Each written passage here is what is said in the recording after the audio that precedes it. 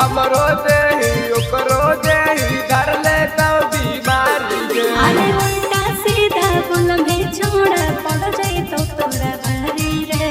उल्टा सीधा बोल में छोड़ा पड़ जाए तो तोरा भारी रे। हमर चीजवा तोरे हको नहीं बुझिना सरकारी रे। हमर चीजवा तोरे हको नहीं बुझिना सरकारी रे।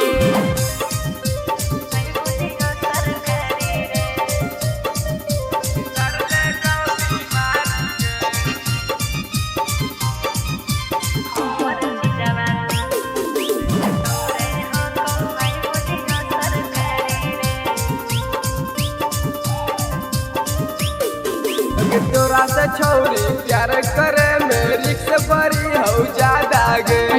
जान के लिए गे तोरा छौरी गड़बड़ हो इरादा गे। अरे हमरा जैसन तोरा कहाँ मिलतो ऐसन लड़की रे।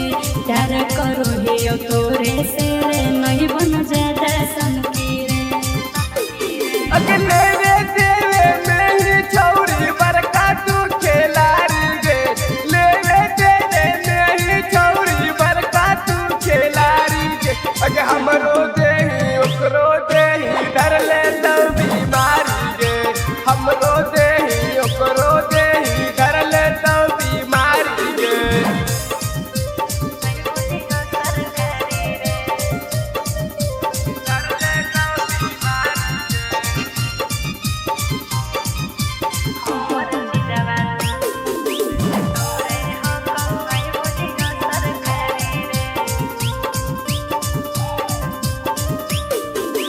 भरल जवानी में आग लगैनी कर देनी गरम बाजार गे। छौरन त छौरन बुढ़ो के छौरी बनावो ही भतार गे। अरे तोरा सेवा कोई नहीं छुलको कर ले तू भरोसा रे। हमर इडली डोसा खाले खैलको तोर मौसा रे। अगले सवा से फसल हीरू के सवास ले मजा मारी गे। अगले सवा से फसल ही अंजैया से ले मजा मारी गे। अगे हमरो देही ओकरो देही धर ले तो बीमारी गे। हमरो देही